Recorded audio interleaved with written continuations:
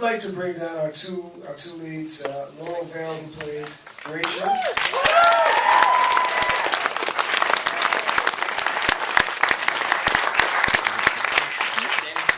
Danny Barkley, he stepped out for a second, but he'll be up in a minute. So. Well, I'll kick things off, give you guys a minute to think up some questions. So I think our favorite thing about this when we saw this in the office was the reality show aspect and how well it was handled. And the big question we had is, did you guys have any background in reality TV? Like, it seems so authentic from the credits and everything. So maybe you can talk a little bit about that aspect and kind of the story, you know, weaving it in with that reality show aspect. Yeah, the funny thing about reality is that you can kind of watch one or two and pick up the template pretty easily. So the biggest thing for us is making it real. So we had to, you know, we cast actors, great actors that, and some still here, raise your hands.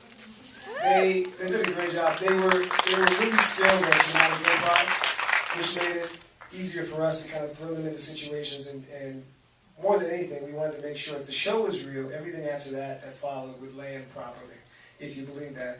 In terms of the template, you know, those things are fun to do. I mean, we really have fun just kind of putting the titles in. We had our composer create the music for the theme song and just movement and color. that was the goal. Danny. Danny.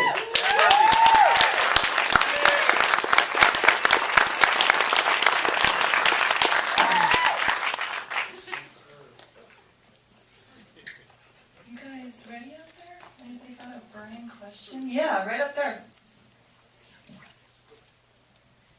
What filmmakers have been your biggest influences? Well, biggest influences were children of the 80s, so I have to say Steven Spielberg. That's just the go-to. We both like Steven Soderbergh because he's got a really good ability to play with the independent aspect and the commercial aspect of his films, and sometimes, like Brian says, in the same film. So those are two big. You got any other? The two Spikes, Spike Jones, Spike Lee, big fans. Sam Raimi, in terms of genre, that was the first person that I saw that really had just an amazing sense of just style to his work and had a playfulness to it. So that was, I mean, Evil Dead was a huge part of, you know, Darkman, all those genre movies were a big part of it. But yeah, I mean, there's a lot. There's so many. I mean, the funny thing is you won't see a lot of it in here because our goal was to strip it down and make it so real it felt like, you know, you wouldn't be able to see a tone or influence. But Mark Burnett, yes. Mark Burnett. Right here. So, I think it's such a great idea to do this, like, it's such a vulnerable place for a person to be in when they're pregnant, and obviously there's allusions to, like, Rosemary's Baby. Can you talk about, like, why maybe this isn't a bigger genre of, like, pregnancy horror?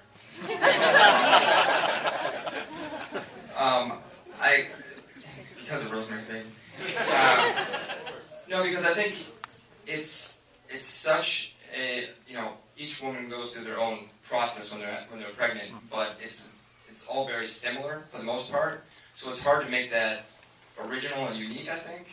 If you have one or two of them, it's like, how much more are you going to do? You know what I mean? So I think that's, finding a unique spin on it, I think is the issue. So it's hard to, when you have something like that, it's hard to figure out ways to make it original. So. I just also think people were scared off after what Rosemary's Baby did. It's considered not only one of the greatest horror films of all time, but one of the greatest films of all time. So I think for a long time you're really scared about walking in the shoes of that film. I think for us, hopefully we really thought using the mockumentary reality show angle, it was different enough so that people didn't feel like we were, you know, standing in the shadows of a giant. So. Yeah, right up there. Yeah, could you talk a little about the comedy undertone and the balance of the comedy with the serious elements? Well, yeah, I mean, you're talking about our influences. A lot of our influences are able to do that, like the Soderberghs, the Spike Jones, David O. Russell. I mean, again, you won't see that here, but it was important that it felt real. And real meant if it was funny, it was funny. And I mean, that's the charm of a reality show, is that you'll turn it on and all of a sudden you're 5 minutes in, you're 10 minutes in, you're laughing, you're crying, you're cringing. And you just can't help but just be attracted to the fact that it feels like real life, for some. Kardashians excluded, stuff like that. But we weren't afraid to keep it. We weren't afraid to put that stuff in because to us, that's the stuff we like. We react to real emotion. If that's scary, if that's dramatic, if that's funny, it's all the better for it. And speaking to that, I think Laurel and Danny, when we cast them, we cast specifically on dramatic improv abilities. It's very easy, not very easy, I'm not going to say very easy, but when we cast, a lot of actors went towards the comedic angle, because that's very familiar, but I think that's, to their, to them, they did a great job adding to it, adding that comedy to it. Some of the lines were in there, some of them came out, they made up on the go. So I think that also makes it a little bit more real than, a lot of times you can tell somebody's scripted a point that's supposed to be funny. So we just let them go, and then we just, found the funny parts. There were about 100 hours of footage, so 1 or 2 jokes, and the whole thing is about what came out. Yeah, right here, Me? in the pink. Okay. The character development throughout the story went from incredibly happy to sad, and it was incredible the transition, how well it was handled. Do you have any problems directing or acting, trying to find a certain tone or mood for a certain scene? I'll let them answer that one. For the most part, we shot in order, and just so you know, we never saw the script in advance, so we didn't know how it ended. So we would shoot, occasionally we would have to shoot a scene based on the schedule where we would discuss something that hadn't happened yet. So we didn't know what we thought about when we made up from the fight. So shooting in order helped a lot, I think, because we can kind of start with the happy relationship, and then as it goes by, everything deteriorates all at once. I think that helped a lot. I don't know. I mean, you knew slightly more than I did, because you knew to pick up the scissors in that last scene. That scene, They told me a lot more than they told him. that sweat I had was real sweat. It was traumatic. It was like my nom. And then Brian calls me up about 6 months later and he says, "We want to reshoot some of that." And I said, "No!" We reshot all of that, most of it. For the better, I do have to say that before we started shooting, his wife, 2 weeks before we started shooting, his wife gave birth to their first child. 2 weeks after we started stopped shooting, my wife gave birth to our first child. Our DP Andy, he's out here somewhere. They adopted a child right before we started shooting, so this was this whole film was drenched in pregnancy and babies. I gotta say, the most terrified was when we had to bring Laurel into the room and tell her what the final scene was. Because up to that point, my fear was that people would be like, "I'm not doing that." Kidding me? So we had to tell her, she goes, "Okay." Well, here's the thing, I knew that it could only go in a couple different ways, and so I had a certain expectation of how it could possibly end, and it was a lot of trust. I trusted them to create a story and build everything to where it had the appropriate ending that made sense for the character, and they had to trust me to go along with it. Yeah, right here.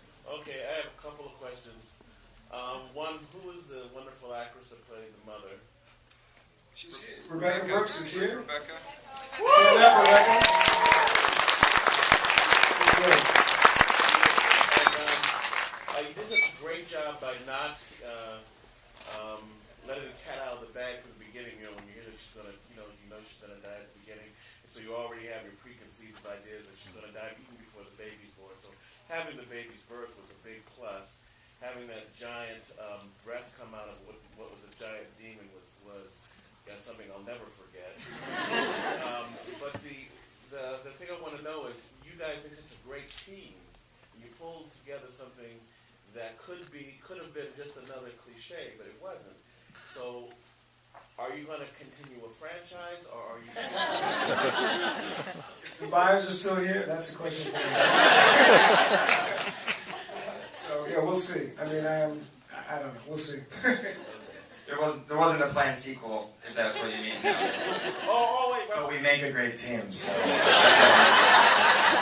You are still alive. The thing was, I wanted to also know, did you, like a lot of scripts that are written, to they didn't know the end. Did you already know the end when you started, or did you? Absolutely. No, what we had was we call it a scriptment. It was about 60 pages long. And it had bits of dialogue in there, but nothing, every bit of dialogue that was in there was something that we threw because we said, all right, well, this is the story point. We have to fit this in somehow. But we were very careful about making sure that it felt real. And then sometimes there was a scene where we said, all right, this line has to come out exactly this way. Or sometimes we said, this line has to come out roundabout this way. But we knew everything. I mean, it was built just like a script minus a good majority of the dialogue. So we know. Cool. Yeah, right here, in the middle. I really enjoyed this film. Good job. Kept me on edge the whole time. I wanted to ask, the reality TV show, the kind of amateurish, clunky feel of the camera, handheld, moving through the house, that reminded me a bit of Paranormal Activity. Was that film also an influence? Well, it's funny. I mean, you guys are sitting, so. We started writing this before Paranormal actually came out. And it was interesting because we were trying to get our hands on similar fare. The only thing that had come out at that time was Blair Witch about 10 years prior, Cloverfield about 6 months prior. And so when we put this together and we're pitching our manager, he was like, sounds great, okay. At that time it was really not a viable, no one really knew what something like this could do. Subsequently, we finished our first draft, Paranormal drops, and we go, whoa. I mean, we sat in the midnight screening, we saw the audience reaction, we loved it. It did influence us in the sense that we knew we could get away with a lot less on screen, because I think what that film did so brilliantly was play with sound and play with your imagination and let that run wild. So if anything, yes, it did influence us because we said, all right, I think if we build a really strong story, we can play with some of the found footage elements and if anything, scale back and let your imaginations do the work. Yeah. Or let's go here because I can't see you in that corner, and I can see you right now. My question's for the actors. Just really saying that you didn't have really the entire script ahead of time. What was your process like each day showing up on set? I mean, they just threw these things at you. Obviously, you had to be very open-minded. Did you develop kind of what you thought would happen and go from there, or what was the... Basically, before we started shooting, we had meetings and we talked about what our character's backstory was, how we met, all of that stuff so that we would know our history. And then, there were certain things that I kind of expected from the auditions, like a couple little story points, but most of it was just sort of random things they would test us with.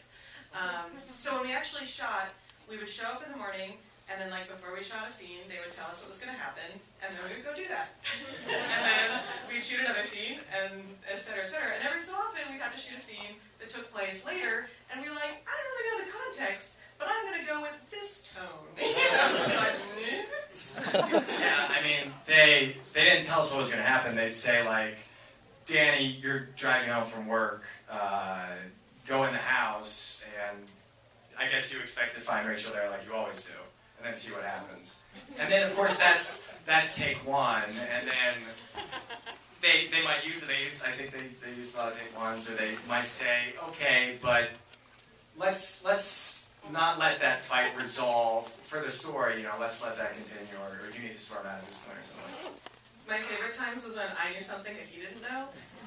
Actually, it's funny because the scene where she thinks she's miscarriaging actually still makes me tear up a little bit, but I was told what was happening. He didn't know what was behind that door when we shot that. So it was we would do a lot of things like that where they would only tell one of us, mostly me, and then he would react naturally.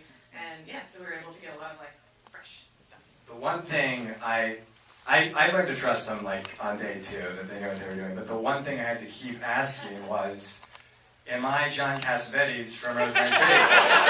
I should know that. I should have that info. And finally, I'm like, no, you're fine. You're fine. As far as we know, those title cards at the end, I don't know what's going on. Here, right here. I'll take a contra-cynic point of view. As a dad who participated in a home birth 23 years ago, I want to thank you for making this movie 23 years after. We would have never done it. A little bit of a lead into my question to Laurel. There's no way my wife would sit through this. I'm not even going to tell her about it. Please tell her about it. She actually thinks that Frankenstein was written because, actually it's an antecedent to Rosemary's Baby. so there's not a chance. But you did, Laurel, an absolutely outstanding job at Santos. I've been there and I know.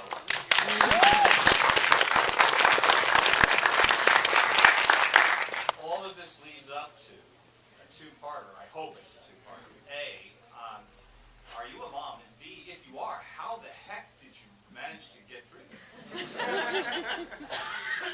I'm not a mom, although, yeah, I have 3 cats. I did a lot of research in advance. Like they would send me some YouTube videos of home births, so I was familiar with like kind of how they go. And I read books, and we talked to a doula. Just like people who would kind of, we didn't talk to a midwife, but we talked to a doula who was kind of familiar with how that goes. And I don't know, I had a pregnant friend at the time, so that kind of helped because I could kind of talk to her about it. And the weird thing is that like when we shot this, I was like really, really uncomfortable with the idea of pregnancy. And then over the course of like doing all this research, I don't know if like my biological clock kicked in, but then I was suddenly like, no, I think you could do this. Which is super weird. So, I mean, eventually, but it was so funny because like he had a new baby, he was expecting a baby, like there were so many babies around set, it was like, okay guys, sorry. I'm sorry. Can I just finish one? I just forgot. I apologize to the actress who played your mom. She's dead on. My mother-in-law was there the night this guy was born. Yeah, she nailed it.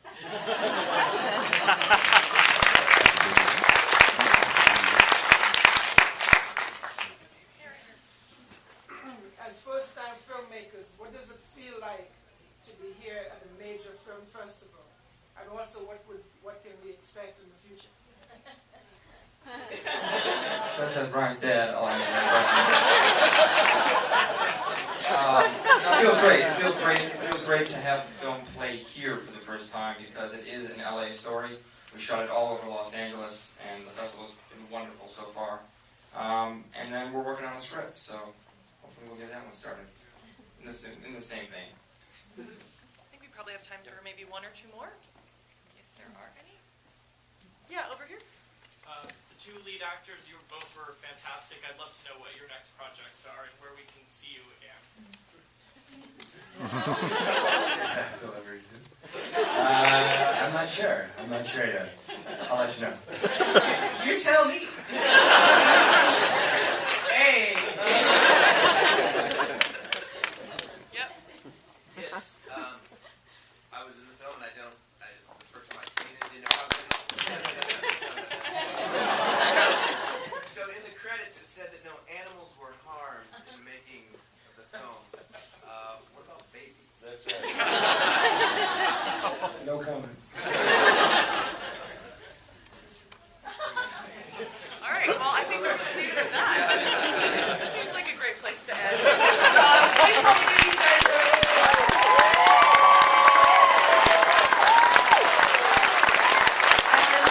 Don't forget to vote for the film. You got your audience award ballot on the way in. Verify the number you want to score the film and leave it with our volunteers on the way out. And tell your friends it screens again on Friday, 7:30. Thank you.